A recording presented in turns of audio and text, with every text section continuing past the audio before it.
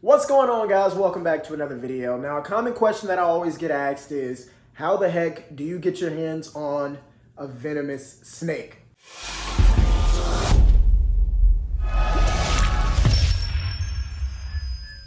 So in today's video, I really want to break down kind of the ins and outs of keeping hots, what it takes to get a hot, also clean out some reptile enclosures along the way, because that's always fun, right?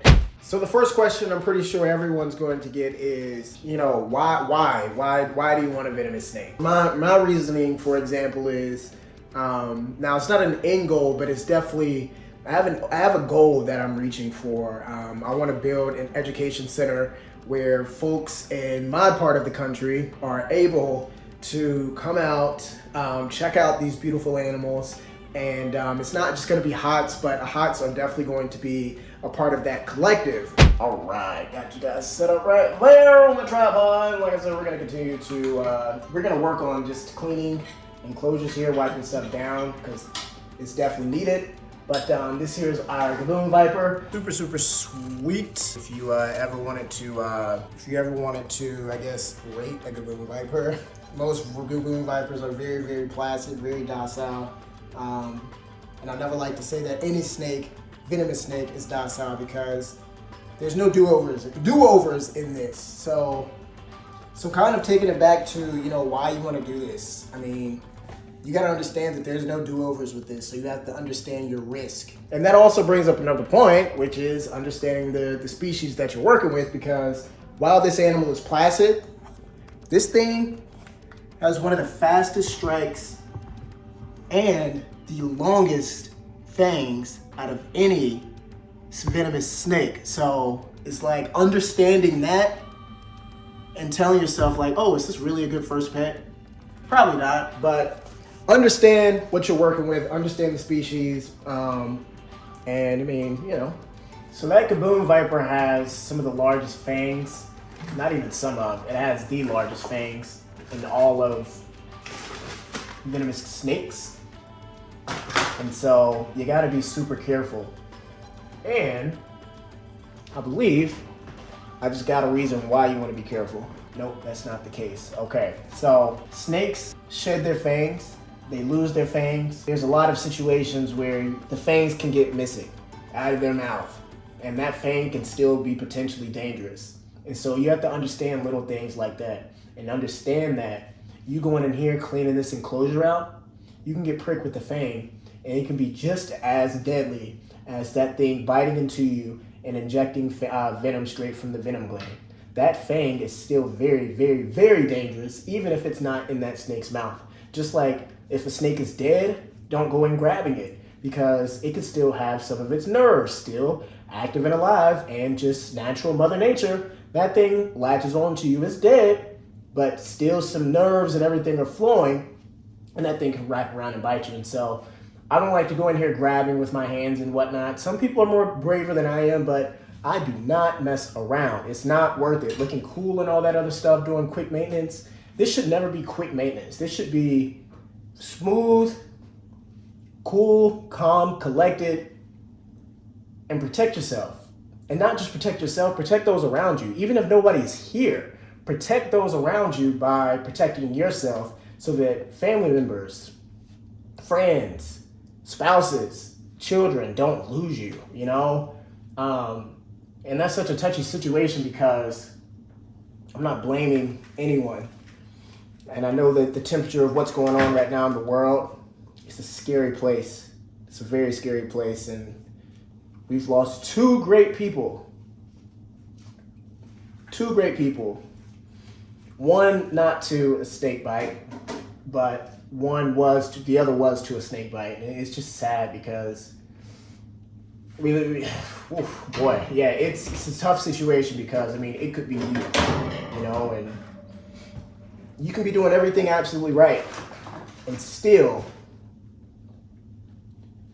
mess up, and so you got to be careful with this stuff. It is not a game at all. Now, I know I'm saying don't go in grabbing stuff with your hands. Now, stuff like bowls and stuff, you can go in there and grab bowls and stuff, because usually a fang is not going to latch on to something like this. It's going to be in the substrate. So we have some poop back here in the back that I don't want to grab with my hand, because you just never know. You can never be too sure. Some people might comment and say, oh, well, Gon Vipers don't do this or don't do that, but I don't care. Lean on the practice of being extremely cautious every time, because you just don't know. You don't know. Animals can do some wild things. All right, so we've got the Gon Viper enclosure all cleaned out. All right, that's cool, whatever. But we're gonna go ahead and plop her up like so. Oh, she's getting so big. Now, normally you would want to double hook your Gon, but for the sake of only having one hand, we are just going to evenly place that puppy in there. And I love how Gon Vipers have that rectilinear, if I'm not mistaken, movement where they kind of move like a caterpillar. So sick, so sick. But again, don't let this placidness get you fooled. You know, you can go in there and get yourself whacked. So now moving on over here to our squam. And also our next phase of talking, which is going to be understanding rules, laws, regulations, all that stuff. Now, you're gonna want to figure out what it is, what your rules, regulations, and all that good stuff is within your city, within your state, because your state laws are one thing, but your city laws are another thing. And so you have to understand that both of those are two different things. And this here is our beautiful Squamagira. This is gifted by my beautiful girlfriend, Elaine. Go check that video out. And as always, ready to eat a good meal. Look at those keeled scales on it, so gorgeous. Now, this is not a pit viper. So this booger, this viper is not like other vipers. Well, it's not like pit vipers where they have pit-seeking organs up by their head. Check out that prehensile tail, so gorgeous. This is a beautiful snake, man. Shout out to my girl Elaine, and that is locked, sealed, and secured. And I like to place my hook on top of there to let me know that there is something dangerous in there.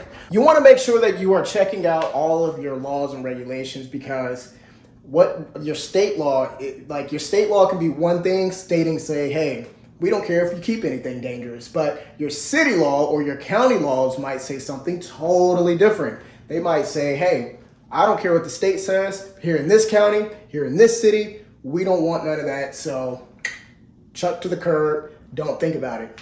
Now, some places are very lenient, and they might even say, hey, we don't need a permit, we don't need a license, we don't need anything. Just practice safe keeping, which is cool. If you live in that type of state, please keep responsibly, because you don't want to screw that up for your neighbor. And by neighbor, I mean, you know, the next person who's within your regulation or your jurisdiction.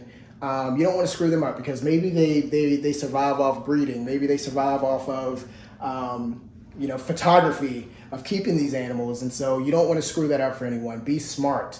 Now, other places might state, hey, we don't care if you keep this, but you need a permit. Places like Florida, you need, I think, 1,000 hours of like training or something like that to pick up your permit. And it's different permits for each classification of snake. So, for instance, Viper Day, Cobra Day. And if I'm not mistaken, there's like 4 different permits that you have to get, and it's like 1,000 hours within each of those. But don't get me lying, I don't know, you have to talk to a Floridian. California has like some crazy laws where you have to have like 4,000 hours. But overall, just understand where you are, talk to your local government, talk to your local law enforcement, see what the laws are so that you don't get yourself in trouble. So in the instance that you are wanting to get into this space here, I would recommend you join groups like ASG, which is the Anti-Venom Support Group. That is on Facebook, and it's a super easy way to join in. All you do is, it's just like any. I'm not really a fan of like Facebook like groups and stuff, because it's very toxic, but in that group, it's a lot of people who are just educated on like venom, different species, what venom they hold, the yield, so on and so forth. Species that don't have antivenom, like squamageras, they debunk a bunch of myths within it, telling us that, hey, although squamagera doesn't have a specific antivenom for this specific species, this has worked for this person, and this has worked for this, that, and the third. It's good conversations that could potentially save your life down the road.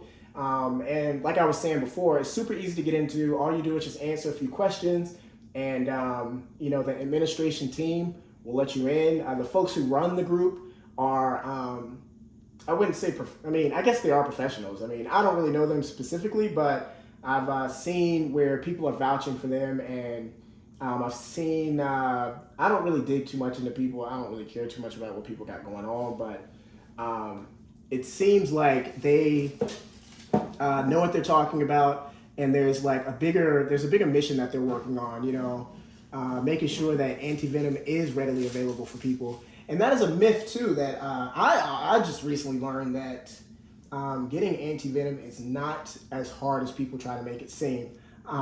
And you can learn all of that within that group, that antivenom support group, ASG. They talk to you about how to get your FDA and all this other stuff so that you can properly obtain, antivenom for species that you have. And so I'm definitely going to look into that so that I'll have antivenom readily. It's an amazing group, and you want to consider stuff like that whenever you're getting into this, because again, it could save your life. Also too, I like to keep my water dishes at the front of enclosures because it makes for easy pour-ins, and I can kind of monitor the water, make sure that it's not getting filthy, so on and so forth. And so that's, just little things that you just think about whenever you're keeping hots, because I keep saying it, and I'm going to continue to say it, because it can save your life. It can keep your life saved, So it's definitely food for thought and things to think about whenever keeping. Also, in the process of putting this squam back, I want to emphasize the importance of having mentors. Mentors are extremely useful when it comes to keeping these. Don't just watch videos. Have mentors. If you can't find a mentor in your area, then sometimes watching videos is the best bet. And if you feel like you're just in dire to have one of these, educate yourself as much as possible. But having a physical mentor somewhere near you that can kind of educate you pretty much on, what it's like to keep these in person. Watching a video is one thing, but having someone in person that can kind of, guide you and even allow you to kind of work with these, hook these, handle these, help them change these enclosures around. It's a different experience when you're in person with these things, because you get a real understanding of how precious life is, because you sit here and look death in the eye, and when you're looking death in the eye like that, as gorgeous as that is, you want to take your time and do it right. And so getting a mentor is amazing. Before I even got into keeping cobras, I seeked a mentor, and he pretty much allowed me to hold cobras, help him clean out cobra enclosures, allow me to see just how crazy cobras are. Cobras are smacking their heads up on the enclosures, and the first couple of times you're like, oh snap, like whoa. But that's the type of stuff that gives me thrill. But getting that opportunity was a game changer, because I was able to check the animal out before I even pulled the trigger on getting one. We're gonna unlock this here. Boom, bada bing, bada boom. If you guys couldn't tell, this here is Timmy Delta, our beautiful forest cobra, who is just curious as all get out of everything. As you can see, every little thing. This dude is so awesome. I love this cobra so much. Again, going back to kind of knowing your species, this here is a forest cobra from Africa. African species are very, very fast. Venom, very, very strong, because they have to be. They have to be warriors out in Africa. And so what do you think they're gonna do when they get into captivity? They're gonna more than likely keep that attitude. And so having an animal like this, if you just have to have it, don't go out and get yourself a big monster forest cobra and you can't handle it. Work with it as a baby and learn to read the body language. It's not rocket science, I swear it's not. But no, I mean, despite this thing being a baby, I can't emphasize it enough. It has fangs, it's quick, it's fast, and it can kill me. So, with that in mind, I still don't take it lightly at all. I don't take it lightly at all. And so, if you just have to have this species, or a species like this, say you want a mamba or something, not advocating for anybody to go out and get a mamba or any of this stuff. I'm really not. Take it as a baby so you can learn its mechanics, learn its body language. It can get used to you. You know, you take it out. With these cobras, I take them out at least twice a week so they get used to being pulled out. Whenever I'm going in to change the water, that's the thing too. When you're doing maintenance, you got to take the animal out. You can't just leave it in there unless you have a trap door. And a lot of the times, these animals are not going to go into a trap door or a trap box, whatever you call it, because they don't want to go in there.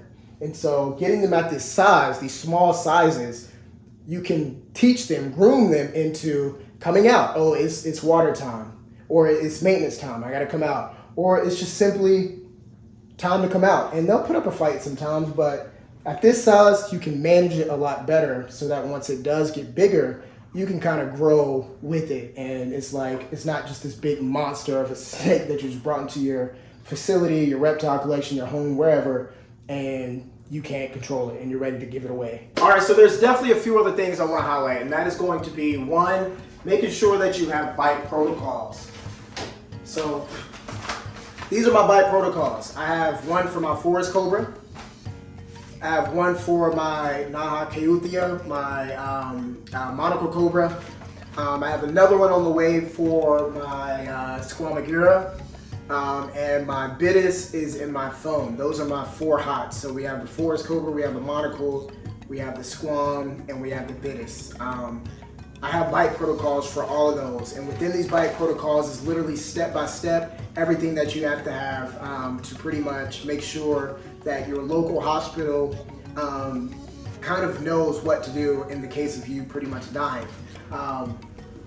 With that, make sure that you are educated on the different antivenoms that work for each snake, and be ready to educate your doctor, your provider who is saving your life. Make sure that they know best steps to save your life, because these are foreign animals. They're not from here. They're exotic.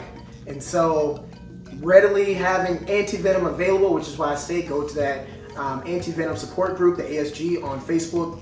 On Facebook, I'm about to say Facebook Marketplace. What am I talking about? But make sure you go over there so that they can walk you through on how to get antivenom for yourself. Stock it up. It's worth the money that it is. It's worth the money, but make sure you have that on hand. If you don't have that on hand, make sure that you can guide your doctor, your nurse, whoever is taking care of you at the hospital. Make sure that you walk them through in here, because everything that you're going to need to save your life is pretty much in here.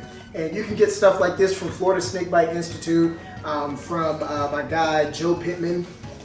Really cool dude. You just message him and he'll give you a fee, pay that money, and he sends it off. He mails it off. Or he can email it to you, which I got, again, the Bitis. I got that email. I don't really like the emailing situation because it's stuck on your phone. And so, for instance, if I get bit in the finger, my hand's too swollen, I can't, or get bit in the face, my face won't unlock the phone, I'm delirious, and I'm cooked, so I'm gonna go and I think I'm gonna order me a Bitis bite protocol. But have that in mind. Get bite protocols. Have a protocol on standby. Make sure your family, your friends, your mentors, make sure that those close to you, close proximity to you, know how to get those things off of you, so that in the case of a bite, you're good. And lastly, I want to hit on is pretty much keep your name clean. It's difficult to get venomous snakes. It's not as easy as it looks. Of course, you can't just go on the internet and possibly find someone who would just sell to anyone, but through my experience, I've noticed that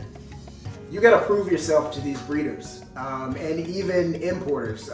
You gotta prove yourself, and they gotta know that, you know, they're not selling you a loaded gun and you don't know what the heck you're doing with it. Because for a lot of people, they don't want that on their conscience. There's been many breeders that I've reached out to. They might not have seen my YouTube channel. They might not follow me on Instagram. You know, I may have emailed them. And first thing they're asking for is are you legal? Do you know your state laws? Do you know your city laws? Your county laws? Do you know all that? Do you have experience? Is there somebody, sometimes some people will ask for a reference. Do you have a mentor that I can reach out to? Someone that can vouch for you, so on and so forth. So keep your name clean. Keep your name clean. Make sure that you are not faking the funk and actually walking the walk, because a lot of these people are gonna want you to prove that you know what you're talking about and prove that you are capable of keeping these things, because again, you're not just protecting yourself, you're protecting those around you. And again, back to keeping your name clean, reptile world in itself is very small. It's very small, and you don't want to be one of those people who are out here on social media doing dumb things with these animals, taking advantage of them, not seeing this as a privilege and costing everyone around you their animals, their livelihoods, so on and so forth. Keep your name clean, because people will not sell to you. Again, there's a small fraction of people that will, but majority of people don't want to know that your name is bad. They don't want to, people don't like toxicity. It's bad, it's bad, it's bad, it's bad. And that's kind of why I love caring for animals, because there's no toxicity when it comes to caring for my animals. They don't have voices to speak out, you know, and say mean things or whatever. Like, it's pretty much me providing for them. And even in the Bible, it states that, you know, you should care for your animals as does God for you. That's not the exact scripture, but it's somewhere along the lines of that. And so that's why I love my animals, man, because humans can be very toxic. I love people, I love everyone, but it can be toxic. But keep your name clean. Don't be on social media doing dumb stuff with this. It's not cool that you're free handling your animal. All that stuff is like, it's not safe. Use your tools, be smart, use your brain. Think about those around you. Don't just think about yourself and do selfish things by going into the, you know, holding your snake and all that stuff. Use your tools. Don't feed your ego. Like my man Venom Central always says, don't feed your ego. It'll get you killed. But without further ado, that's gonna wrap it up for this video. Hopefully you learned something. And without further ado, happy Thanksgiving. And I'll see you guys in the next one. God loves you, so do I. Spread love, not hate.